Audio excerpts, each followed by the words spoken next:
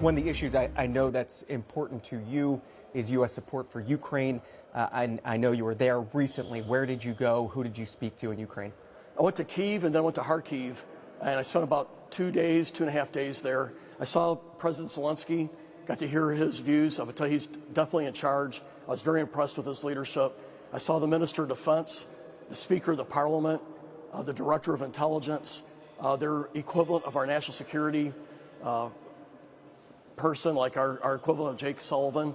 And what I heard loud and clear was, America, stop putting restrictions on us attacking Russian targets in Russia that are attacking Ukraine. So, for example, Russian bombers are bombing with glide bombs Russian city or Ukrainian cities, hitting thus far over 280 hospitals, as one example. But yet the Ukrainians aren't allowed to attack those airfields that these bombers are coming from. This is a restriction put on by President Biden and Jake Sullivan. It's wrong. I also heard the need to provide better F-16 instruction to their pilots that have been newly qualified in the F-16s. We need harder sanctions on Russia, and they need more quantity and quality of weapons to withstand the attack that Ukraine is getting on the eastern part of the country. So I heard that loud and clear. I saw the senior military leadership.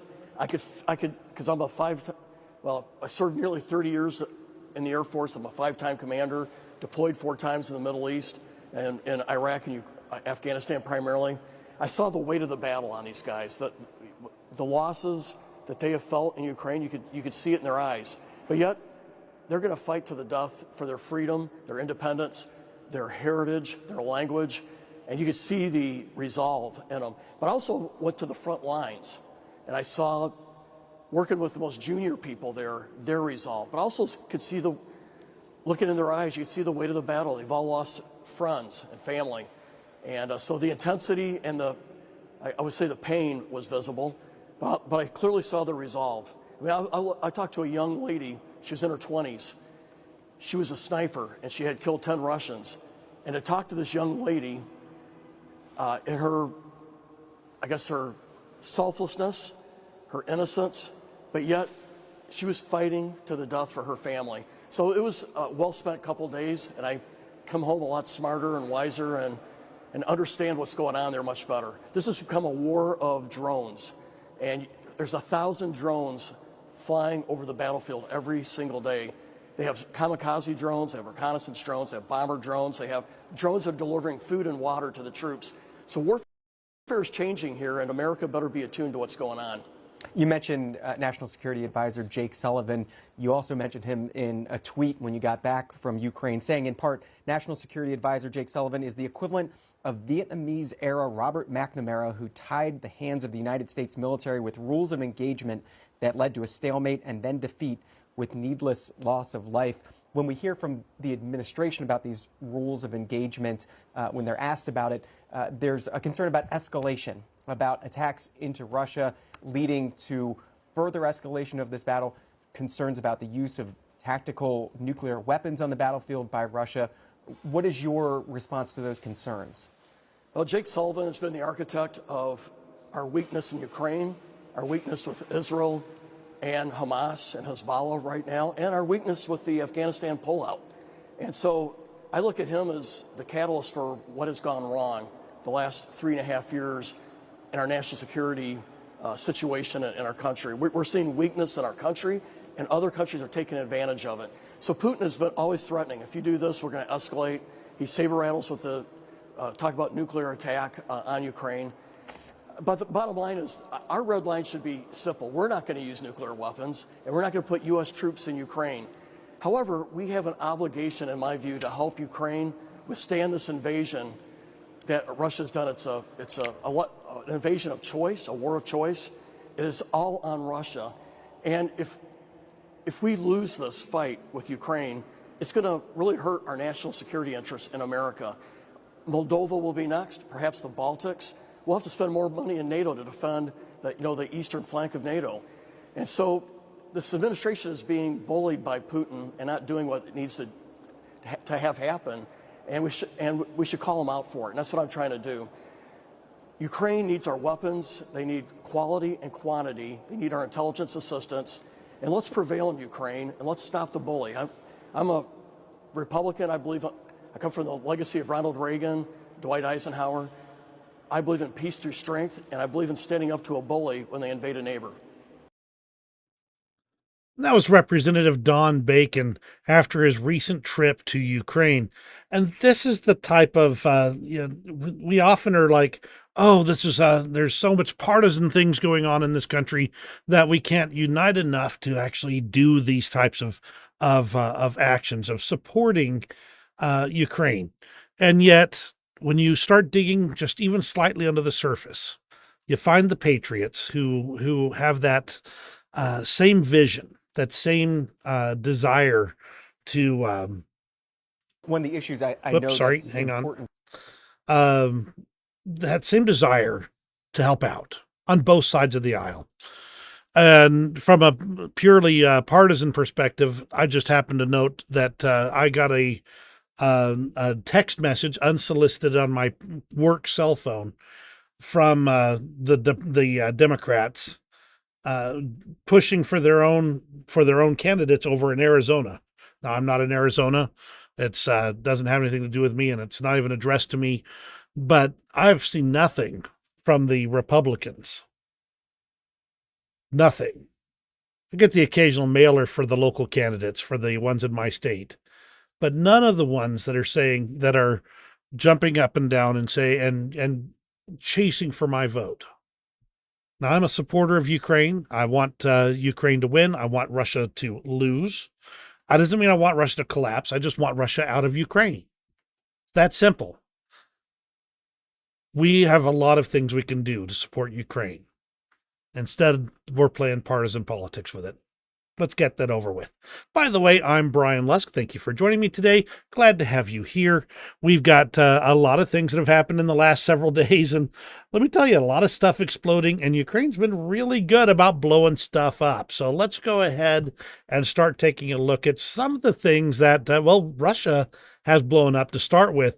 In particular, Russia tried to perform a test of their ICBMs.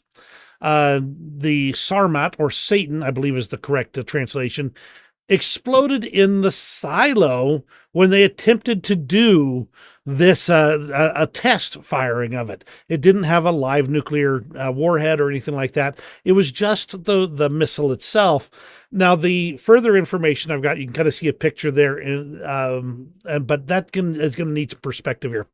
What appears to have happened is that they were fueling the missile and something went wrong during the fueling process, causing the entire situation, the whole thing, to explode in just a simply impressive explosion. Now, to give you a kind of some context here, which is what this should do, this is what that site looked like before this explosion. This little black dot, let me see, hold on. Get out my draw on my screen stuff.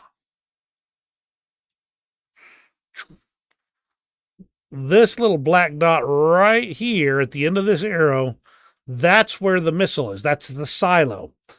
And you can see we've got a roadway that goes around this facility, some buildings and things like that. Let's take a look at the after photo. The closest building is gone. The road that led up to the missile silo, it may be just buried, but from the context I'm getting here, I believe most of that road, at least in this initial arc, is gone. Maybe just buried, but I think it's mostly gone. And you can see that this explosion. You can see actually some fires up here in the top, but this explosion was massive. So that's one more of Russia's. In fact, I believe they've blown up 3 or 4 ICBM tests and not successfully launched any of them. Kind of scary to think that they're the people that have actual nuclear bombs somewhere in that mess. A little bit of a perspective shot on this. There's been some fire trucks here. The whole situation, like I said, they tried to do this test firing and it did not go well.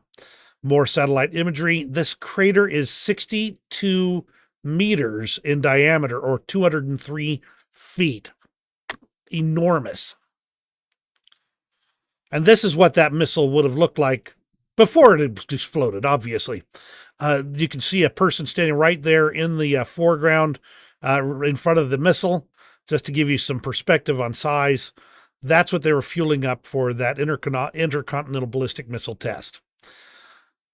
So now that we've kind of got the first thing that blew up, by the way, I want to just say hello to everybody who's joined in so far. Al, Luciano, and Mr. Wright. Glad to have you all here. Feel free to chime in at any point in time with questions or anything like that. Always happy to have you here for part of this, for these streams.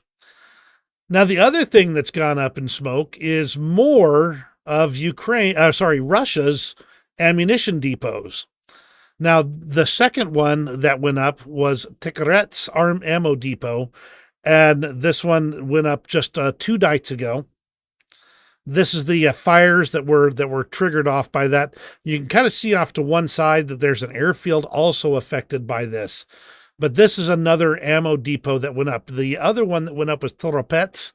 And believe me, they're going to be making another showing here. Here's the fires from the NASA firm's fire tracking system here, showing this Tikhoretsk ammo depot going up in smoke. And some decent night shot. You can kind of see some of the aftermath. That's that airfield I mentioned. Keep on moving. Now, this is, I believe this is the other one in Toropets. There are 2 in that area, and right now I'm kind of trying to keep them all sorted out. There's so many ammo depots, I'm starting to lose track of which ones are blowing up. Anyway, this one here was also destroyed, making a total of 3 separate ammo depots that have all gone kablooey, and there's reasons for that. So this is more conversation about Tikhoretsk from Tindar. According to intelligence reports, it contained North Korean missiles, just like the other one in Toropets, which got destroyed 3 days ago. It's at a logistics hub along important rail lines. The Russian rail network intersects in Tikhoretsk and directly contributes to the Russian invasion into the Ukrainian regions in the east and the south. It's about 300 kilometers from the front lines. Now, Toropets was about just shy of 500 kilometers. This means that Ukraine's reaching out quite effectively and touching someone. So we've got, now this is from the third one here. The original one was in Toropets. Then we had Tikhoretsk. This is the second one in Toropets. Plus, they also struck the first one in Toropets again because they missed some of the initial missed part of it. So we've got all 3 of these getting hit in order to take out large amounts of ammunition and explosives are going up like crazy.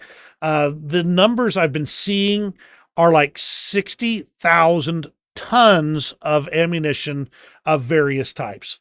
Now, anytime we start playing around with numbers like that, there's always provisos and yabbits and a lot of this type of thing. And so there's always a question on exact numbers. And so this is the best number I have is around 60,000 tons. That is about 3 months or about 12% of Russia's overall ammunition production. That's going to leave a mark. It's going to be a problem for Russia. More pictures of the ammunition depots and another lovely fireball. By the way, this video showing this fireball will show up in other places. Israel and Lebanon have both used this exact video, claiming that they were strikes in Lebanon or Israel. So amazing how when these videos show up that somebody's already going to use them for propaganda elsewhere. And yes, Robbie, maybe they had a few too many pagers over there at those ammo depots. I love it. Now, according to the head of the Estonian Defense Forces, Colonel Ants Kivisel, never mind, I'm not going to try. The ammunition was not stored indoors. You see, they've got a bunch of bunkers there. But what was going on is they would bring in a train and they'd unload it just into the open, literally around the bunkers. And the strikes have been happening when those trains have been there as well. So not only do you have the destruction of the ammunition, you've got the fact that that ammunition is piled up all around the bunkers. The bunkers then will be damaged or destroyed by the exploding ammunition surrounding it. And the train will also be damaged or destroyed at the same time. As he stated, this ammunition was not yet stored indoors. It was delivered to the depot by the train just before the attack. And the ammunition in the yard detonated along with all of the bunkers and depots. And this is just from Total Pets, because this is actually an older one here. There were 30,000 tons of explosive objects, or 750,000 rounds of ammunition that were detonated. On average, the Russian forces released 10,000 shells a week, so this ammunition supply was intended for 2 or 3 months. Russia has suffered ammunition losses as a result of this attack, and we will see the impact of these losses on the front in the coming weeks. Russia's going to have to create new lines for their resupply. They're going to have to bring those supplies from farther away. You see, Russia's logistics relies heavily on trains. They get it as close as they can with a train, and then they put it on a truck and then get probably like a loaf for a guy on a bicycle, whatever they've got to do to get it to the guys in the front line.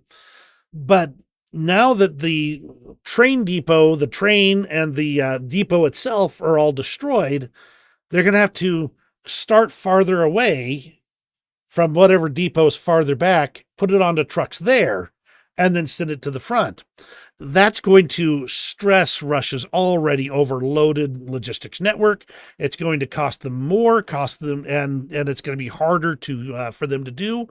Plus, it's going to be easier to be intercepted at various points. This is going to have knock-on effects for quite some time. Now, there's been a lot of talk about how this was all determined. As David says, bunkers don't work if you don't use them. You can kind of see, this is kind of a good picture. You can see all the ammunition and stuff just kind of stored in front of these bunkers. Just sitting out in the open. Now, to a certain extent, some of it was probably just in and out, but if you've got 3 months worth of ammo, you don't in and out 3 months worth of ammo. This is just sheer laziness on the part of Russia. They didn't want to take the time, and they figured there was no way that Ukraine would ever shoot it anyway. But either way, Ukraine has had great intel on the situation here. Now, I'm stepping away from actual confirmed facts for just a moment. Somebody speculated that when Ukraine took the train station in Sudza, they gained access to the rail control network and the associated information that were being provided to that station. It couldn't be cut off from that information. I think it's a radio setup, so they had a system to pick it up there, and they were able to track these shipments. And therefore, they could time these attacks so that they would happen when the train was at the depot. Theoretically, possible. I don't know, but it's an interesting theory nonetheless. As Robbie states here, time surveillance or just great intel on the train ammo deliveries. Yes, it's going to be a package deal of what Ukraine has done to get access to the information, whether it's satellite imagery, human intelligence, signals intelligence, all the different ways that they can gather that information. And, clearly it worked. The final count from Toropets was 90 destroyed warehouses, 34 damaged, and 15 not damaged. Now, this was one of their most modern ammunition depots and had gone through a modernization, I'm thinking 2015 or 2018. They claimed it was very highly secure, very much safe as all get out. And yet, as soon as you start packing your own ammunition in tight little bundles right outside your bunkers, it's not going to work no more. Now, I'm not going to read through this one entirely. I'm just going to drop the link into the comments here. This is kind of talking about the design issues around Toropets and everything else like that. Likely, and this is Chris theorizing here, likely done on the cheap, meaning that a lot of the money ended up in oligarchs' pockets rather than in the actual production of the facility itself. Understanding that this modernization was happening before they realized they were going to be going to war in Ukraine, at least at the local level, and therefore the regular bribes and graft and corruption were in full force.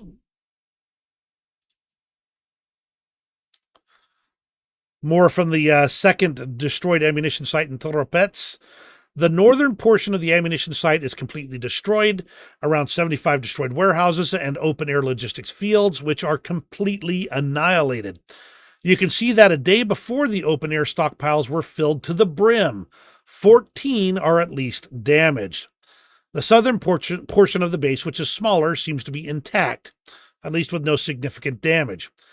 However, as Tindar states, those are primarily open-air logistics fields, and the Russians are going to be trying to empty them as quick as they can, and that's going to cause even more logistics problems for Russia. Tindar then made a much longer thread on this, and it really comes down to just to sum it up, this is big.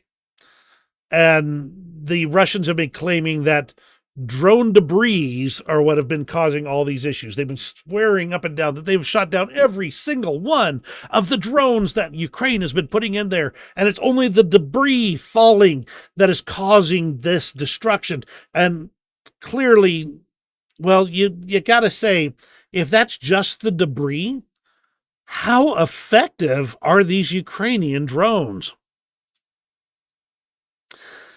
Zelensky did state that this is all domestically produced weapons that were using to strike Russian arms depots. None of the Western gear was used for it. And that way they are avoiding the entire issue with the United States and other countries putting limits on the weapons. But in the end, I think Ukraine's probably going to rename or create new drones and just name them debris. Because it seems like every time that something goes kablooey in Russia, it's done by falling debris.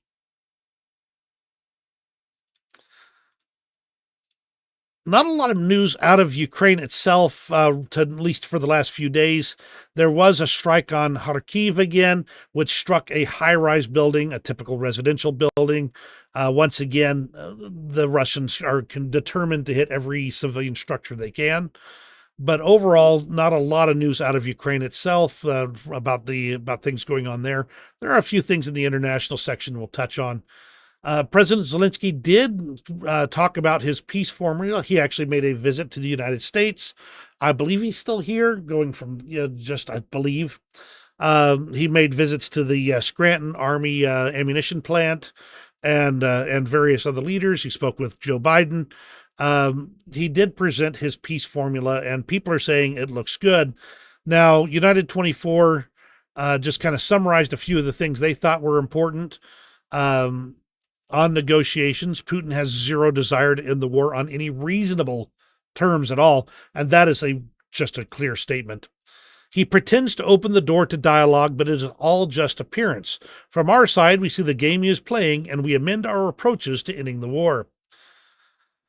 After the first peace summit, our partners saw that Russia was not prepared for any talks at all, which confirmed not mine, but Zelensky's message to them and my insistence that without making Ukraine strong, they will never force Putin to negotiate fairly and on equal terms. On the victory plan, Plan A was proposed before the full-scale war when we called for two things: preventive sanctions and preventive reinforcement of Ukraine with various weapons. I told our partners if Ukraine is very strong, nothing will happen. They didn't listen. I'm now proposing a new Plan A. If you don't want this war to drag on, if you do not want Putin to bury us under the corpses of his people, taking more Ukrainian lives in the process, we offer you a plan to strengthen Ukraine. And that's what it really comes down to. If Russia is to be stopped, they have to be stopped by a strong Ukraine in the end. Otherwise, it will be a victory for Russia in the end, and will just encourage more. Of course, the Russians saw the peace plan and everything about it and basically just blew it off, saying, well, won't be there, and they will not be participating, and calling it a fraud. In fact, they called Zelensky a fraud, saying that his term has already ended. They never mention that Vladimir Putin, well, he's, I believe, 2008 was the last time he had a legitimate term according to the Constitution. But I believe they managed to remove those provisions in the end through, Vladimir Putin's fiat. Now, news out of Russia. The big thing I noticed was this rally of wives and children of mobilized soldiers that took place. And of course, the Russians came over and they started arresting people. And when journalists came over to get some information, they were told quite sternly, this should not be covered. That's because they cannot afford any signs of dissent in Soviet Russia. Okay, I remember now. This is talking about the missile attacks on Crimea. Krim and Sevastopol, yesterday evening's attempt of a rocket attack was made without ATACMS, C-200 or similar. They're saying that Ukraine used their S-200 air defense missiles in the ground attack mode to do an attack on Crimea. Now, the overall thought process that I'm seeing come through is that they do that when they want to map out air defense zones. They want to see where the air defenses have ended up, and therefore they'll fire the less accurate, less valuable missiles at Crimea. Obviously, if they hit something, great. But if they don't, if they plot out where the air defenses come from, and then they send the good stuff in after. Ukraine reportedly used domestically produced Neptune cruise missiles to strike the port of Azov in Rostov region. That's one more area where the Russians are having trouble getting any of their naval assets working there. Mostly the ports, I think it's mostly being used to. They have a couple of the damaged ships over there that they're trying to rebuild over there. We'll see. A freight train derailed on the October Railway in St. Petersburg. And in this little bit of a funny thing, if you're familiar with Russia's military, they have exactly one aircraft carrier. That's the Admiral Kuznetsov. It tends to not work. In fact, anywhere it goes, they bring their own tugboat in case they need to be pulled back to shore because the engines are just that unreliable. Well, it's not been out to sea for quite some time, so Russia has formed a mechanized battalion from the crew of the Admiral Kuznetsov. Those soldiers will be sent to the front lines. If you weren't desperate, you wouldn't do that. That's all I'm going to say. Volcano military base in Krasnodar Krai burning. And now that Russia's been having such a shortage of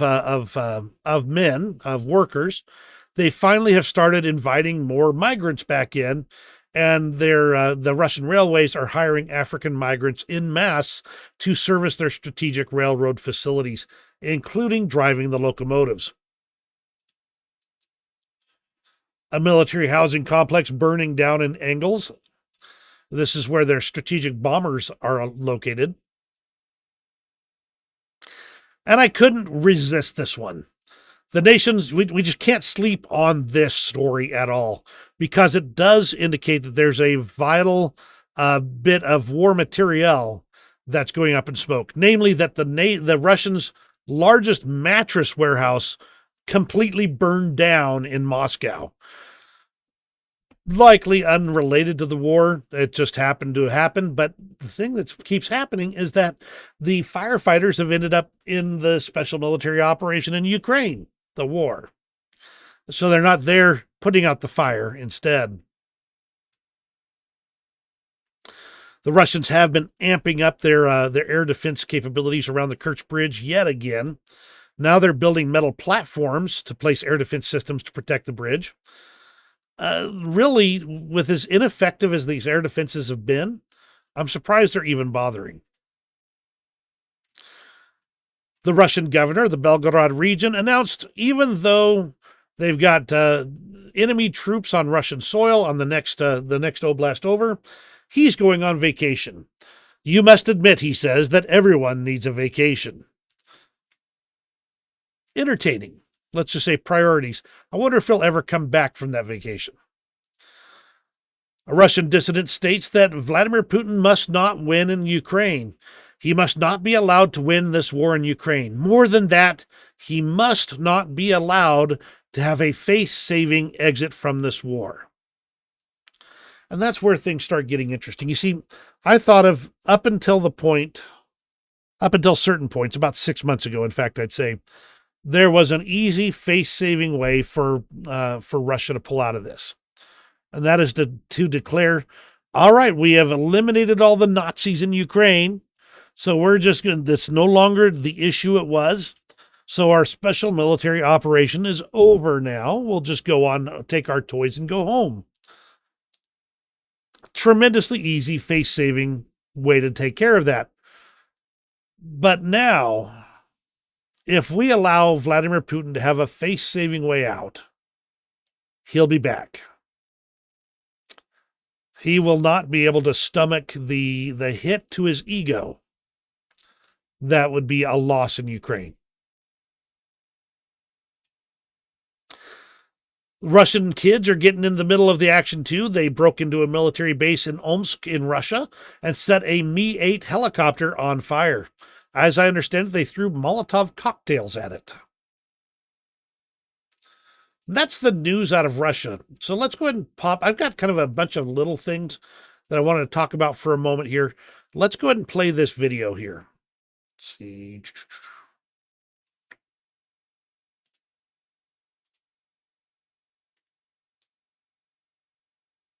Part of being an empire is controlling the discourse. And to a large degree, the Russians have been able to control the strategic discourse, setting up for us new rules in war, which have never existed before. Like, for example, that when you invade another country, the entire war should take place on the territory of the country you've invaded. No one has ever said that before because it's completely absurd, and yet somehow it's been accepted in the United States as normal that this war should be fought on Ukrainian territory. There is no precedence for that kind of idea. Another idea that the Russians have that we've accepted is that it's normal, for example, when you and I were in Kiev, for ballistic missiles to rain down on the city where we were trying to do normal business, but it's somehow not normal for ballistic missiles from Ukraine to go into Russia. Why is that? Why is it normal for one country and not for another? It has a great deal to do with imperial thinking, which we have accepted. There's something precious, special, etc. about Russia, and somehow it's okay for Ukrainians to be victims because they always have been victims. We need to investigate, I think, that understructure of thinking, which I believe has guided our policy in the wrong way.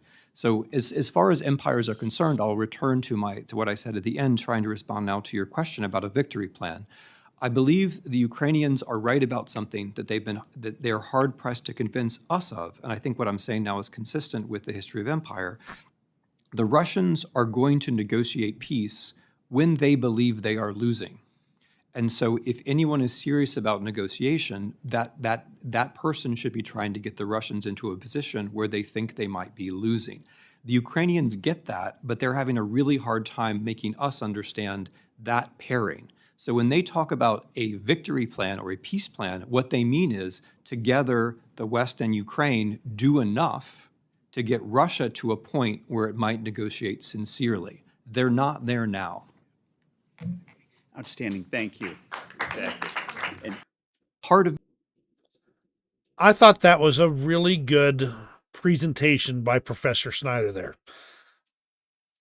Russia has not to the point where they are going to negotiate in good faith. In fact, they've almost never negotiated in good faith. They have to be brought to a position where they realize that they cannot win. Until that point, they will not negotiate in good faith. Let's go ahead and take a brief break from the war in Ukraine, and I do mean brief. The situation between Israel and, Hezbollah, not really Lebanon, has really gotten hot. Hezbollah has been started firing lots of rockets over. Apparently, they didn't like their new pagers, their special features of their new pagers. So they started firing rockets across the border. Now, the thing is, they were using the footage from Tikretsk as marketing for both sides of this. So, propaganda. Either way, it's not exactly going to endear them to me. They should just use the real thing instead. Now, the CEO of the firm that's linked to these exploding pagers has disappeared off the face of the earth. Nobody knows where she is or what she's doing. So interesting. But President Herzog of Israel has denied outright that their country had any connection to the explosions of pagers and radios of Hezbollah supporters in Lebanon. I don't know how I feel about this statement. I just don't like it.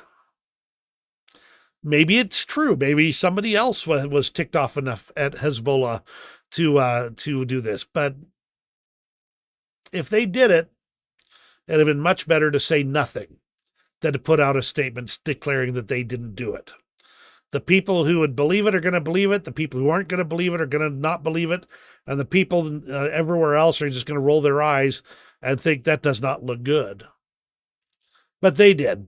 Anyway, the interesting part is that I've actually seen several videos coming out of Lebanon. One of them actually was a funeral procession taking place, where there were several men holding up a bier, moving through the streets, and all of a sudden the siren for a missile attack sounded, and so they quickly set down the funeral bier, and then disappeared into various houses. And as soon as you watched it for a long moment, all of a sudden the dead body started moving, and the blanket was thrown aside, and a kid jumped up and ran out. There's way too much propaganda. And seeing that just tells me that they're trolling for the likes and the comments and the international audience, instead of showing what's really happening. I don't like that. I like good facts. One good fact I also bumped into was that there was a video, which I don't have handy, of a housing complex in Lebanon that had been hit by something, we don't know what, and it was doing a series of explosions. It was clearly loaded chock full of ammunition, rockets or bullets or whatever. And it was bang, bang, bang, bang, bang, all going off. Either it was the biggest fireworks enthusiast in all of Lebanon, or it was loaded chock full of Hezbollah ammunition. And I think we all know which one it is. That's right. Hezbollah is using residences to store their ammunition, which is a crime. It is a war crime. These people have got to realize that if they are going to be sitting on top of a bunch of missiles, they are a target. Moving on to the international news for a little bit that's more related.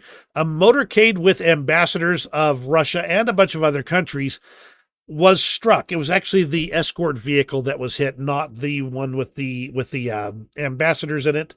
So this escort vehicle was struck, and a few people perished in that, one person, according to this. But it was this motorcade in, feels like it's supposed to be, I don't remember which country it is. Pakistan, there it is. In Pakistan, we don't know who was being targeted, but targeting ambassadors tends to cause a lot of problems. Mentioned earlier that President Zelensky was going on a visit to the United States. He's going to be asking for permission to use Western weapons again. This is a chart of the Western weapons and the ranges and what kinds of facilities that could be struck with Western weapons if given permission to strike with them. Now, already they've got drones that can reach out to around 2,000 kilometers. That means that pretty much all of Western Russia is under threat. But if they can use some of the high-tech goodies that they can get from the West, a lot of these military facilities that are tied in would be totally able to be struck and taken out. There's a lot of them. While the U.S. and NATO countries engage in escalation management to avoid provoking Russia in Ukraine, Russia has engaged the full force of its government and security forces to wage a shadow war against the democratic world. We always say that well, not all of us, but people say, well, it's a war over there in Ukraine. It's over there in Eastern Europe. It really doesn't involve us. We don't need to be involved. We don't want to be involved. They don't realize that Russia has been at war with us for decades. Information war, hybrid war, sabotage. That's all on the table, and Russia's doing it all. A Russian citizen, Denis Postovy, was arrested in Florida for smuggling American microchips to Russia. For some reason, as soon as I saw this, I just pictured this guy with big baggy cargo pants and smuggling little microchips in his cargo pants all the way to Russia. I'm sure that's not how it was happening, but it made me laugh. And the former chief of the Moldovan General Staff, Igor Gorgin, was charged with high treason for espionage on behalf of Russia. Now, again, this is the hybrid warfare that's taking place. This is how Russia is causing the chaos and the uncertainty and the problems. And unless we get off our duffs and we actually recognize that we're under attack, it's going to get worse. And it's going to get worse. It's going to keep getting worse until somebody says no more. Of course, Russian propagandists are talking about the possible return of Alaska yet again. That's one of their favorite topics. Always.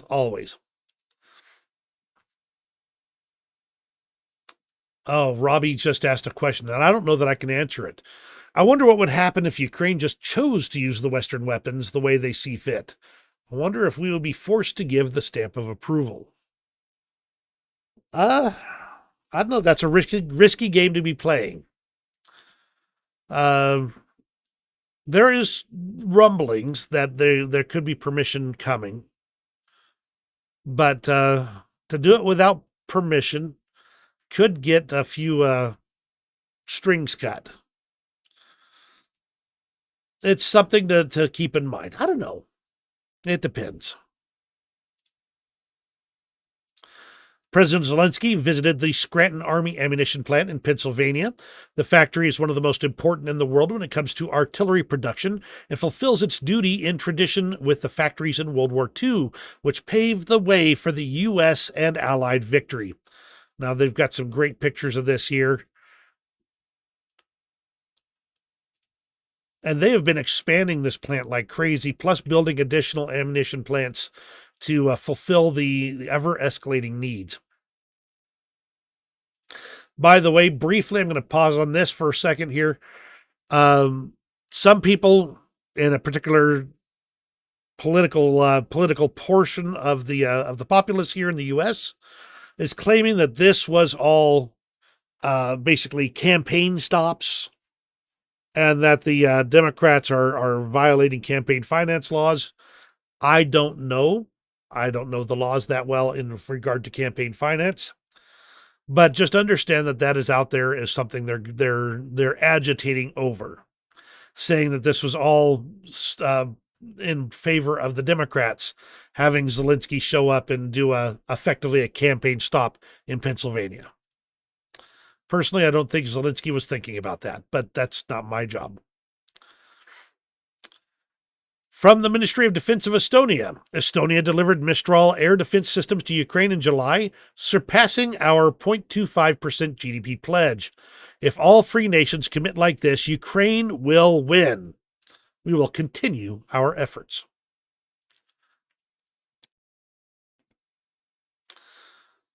Al states, ask the Japanese how their invasion of the Aleutian Islands went and when their military was in much better shape than Russia's is, let alone trying to invade Alaska.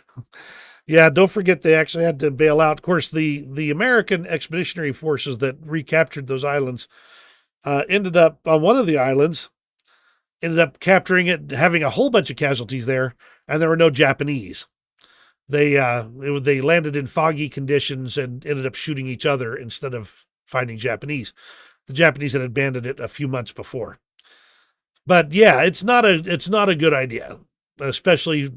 Yeah, no, don't do that. It's bad news for you if you try and invade the United States. Ukraine is in ongoing negotiation with allies to receive Eurofighter Typhoon and Saab JAS-39 Gripen multi-role fighters, per the Ministry of Defense. The Gripen would be a great ad for Ukraine because it's basically purpose-built for taking off from roadways, badly maintained runways, dirt strips, whatever. And they have got a lot of experience in hiding their equipment. So they'd have a lot of that to be able to provide to Ukraine. Be a great addition to Ukraine's overall military situation. The Eurofighter Typhoon would also be good to have. There's also word that France might be sending some Mirage 2000s, though, we'll see. Yes, it would be better if we could just give them a whole bunch of F-16s so that they would be able to train on one type. But at this point in time, anything will be helpful. Yeah, in fact, here's the bit about Mirage 2000. So yeah, they're going for them. Now, Iran did provide a whole bunch of missiles. I think about 200 of them, of their ballistic missiles. But they provided no launchers. Now, there's probably a few reasons for that. Number one, the launchers are basically trucks with boxes on top. Even Russia can produce that. But also, if they sent a bunch of launchers, they couldn't send as many missiles. So, overall, while people are kind of trying to make a bit of hay about this, I'm not gonna. I think that they'll probably find it'll be really easy to build their boxes on trucks. In the provocation realm, NATO has intercepted 6 Russian aircraft flying over the Baltic Sea with their transponders off and no flight plan over the last, this will be over the last 3 days, according to the Latvian Air Force. They were intercepted and invited to turn around and go home. Now, I did bump into something interesting. This is going to history real quick, and this is from Crimean Wind. How Crimea ended the first joint military operation between Russia and NATO. This is according to a NATO alliance spokesperson, stating that and I'm going to kind of summarize here. Basically, right up till 2014, NATO had been planning a joint military operation with Russia. In fact, they had the NATO-Russia Council that they were working together with Russia on to try and find areas where they could work together with them militarily. And this type of thing. It wasn't until the little green men invasion of Crimea that NATO finally said timeout. And they said no more. And that whole arrangement pretty much fell apart at that point in time. Now, they did have some more meetings. They've had none of these meetings of this NATO-Russia Council since 2022 for obvious reasons. But I've seen people declare that the West was trying to drive Russia away, that the expansion of NATO was a threat to Russia, and they had been, for decades before this, had been basically putting Russia into a box and keeping them and trying to calling them the enemy and all these kinds of things.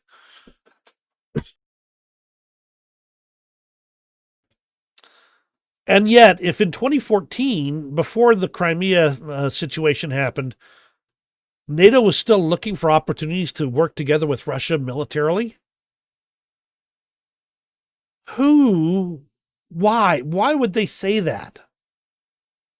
No, if anybody's been driving a wedge in there, it's Russia. Not saying the West has been perfect in all of their ways of dealing with Russia, but overall, this idea that NATO had been freezing Russia out. Well, this puts the lie to it.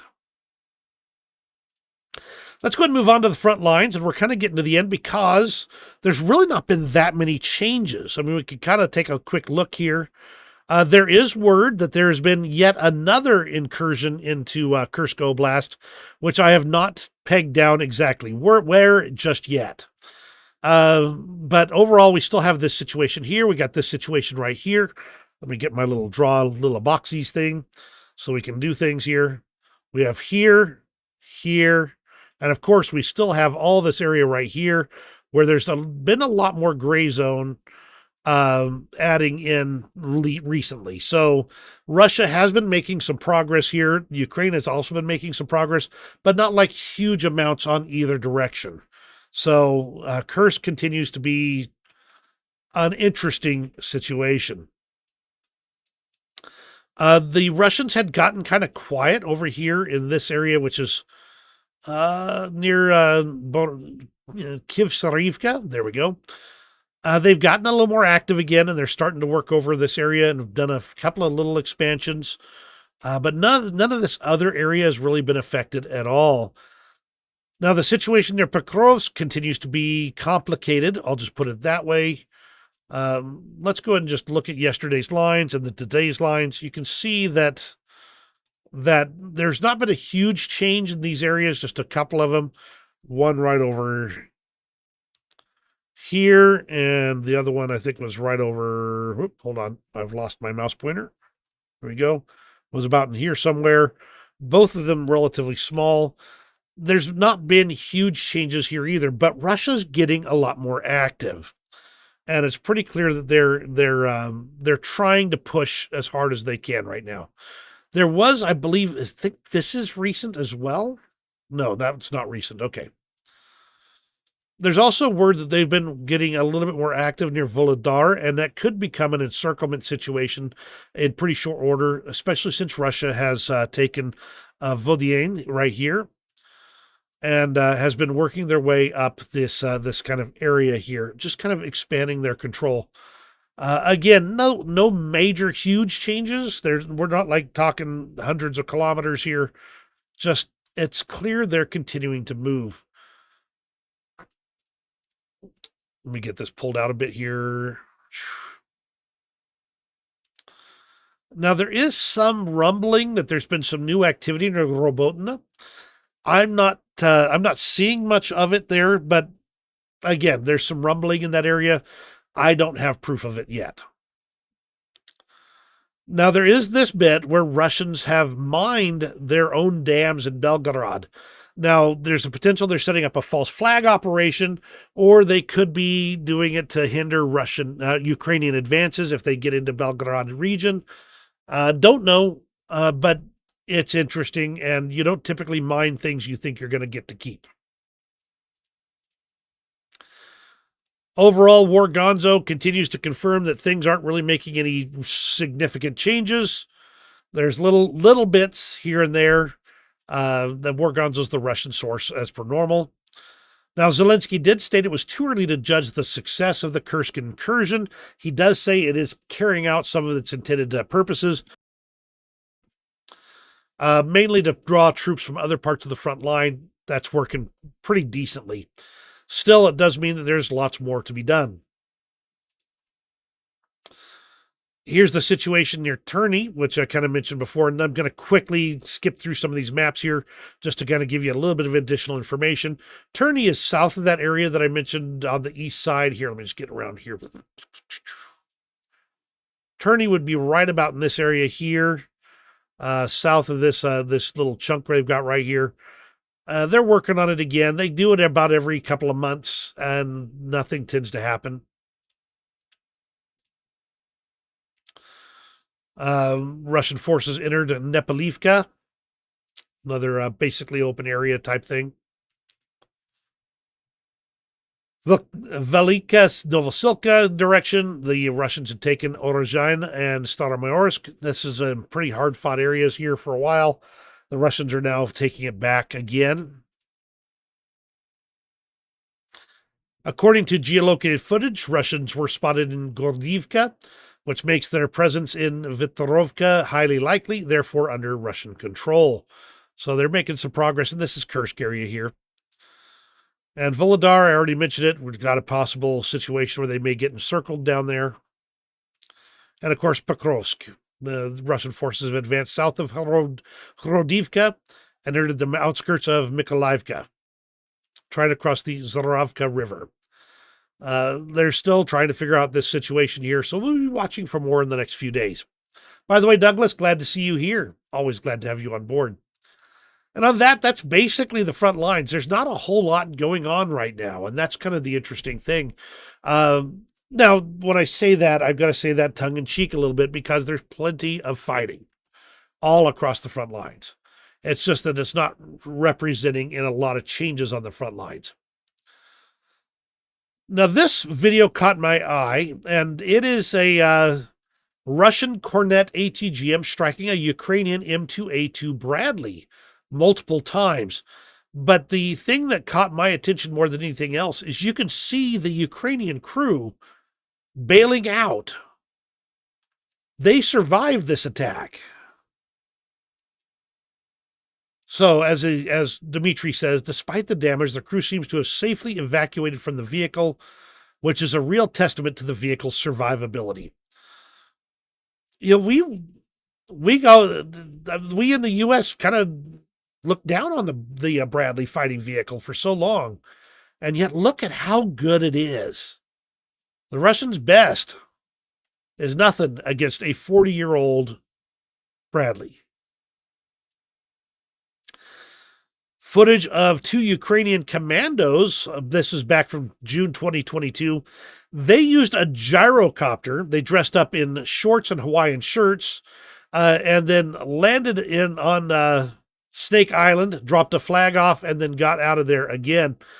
Gyrocopter is kind of just a creative thing that's creative. I mean, honestly, the interesting use of a relatively inexpensive asset to carry out this type of operation. A little bit of history here on this day in 1939. This is actually from yesterday. The German-Soviet victory parade took place in the Polish town of Brest-Litovsk. As allies, we celebrated liberating Poland from the Poles. Just another reminder that, yes, Russia was on the wrong side at the start of World War II. And it wasn't until the betrayal by the Germans that Russia changed side. So it wasn't certainly out of any sudden desire for a bit of pangs of conscience or something like that. And we'll end off with this one. A Russian commander who apparently got onto a radio that he knew the Ukrainians were monitoring started an epic rant complaining that Ukrainian soldiers were fighting back. They should just roll over and die and stop it and don't do that and let us kill you. So even the Russian commanders are getting a little bit frosty under the collar. Get a little bit of you can tell that they are getting frustrated because you don't do that type of stupid when you're winning. And I'm going to just put that right here in case you guys want to see it later. Just because it makes me kind of laugh a little bit. But that's everything for today. Al states, if you want to see the greatest 80s military ad ever, look up the Bradley Second to None promo. It's fantastic. I might have to do that just for the fun of it. And really, just on that note, thank you very much for joining me today. There's been a lot going on. These ammo depots going up, the failed ICBM launch, Zelensky in the U.S., I've been picking up a lot of interesting little tidbits lately, and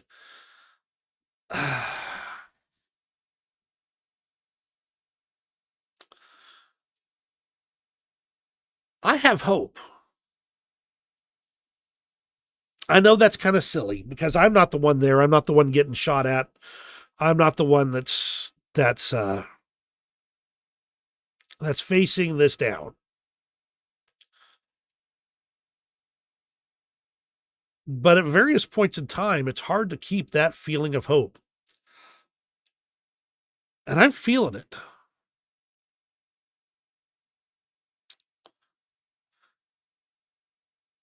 Those ammunition depots going up, that's going to leave a mark. And if the West will get their butts in gear and provide real assistance, not this penny ante stuff, but real war-winning assistance, Russia can be kicked right back into their little hole. All the way back to their own borders from 1991. And then forced to accept the loss. That doesn't mean it's going to happen, but I'm feeling hope. So thanks again for joining me. You guys have a great rest of your day, and we'll see you on the next video.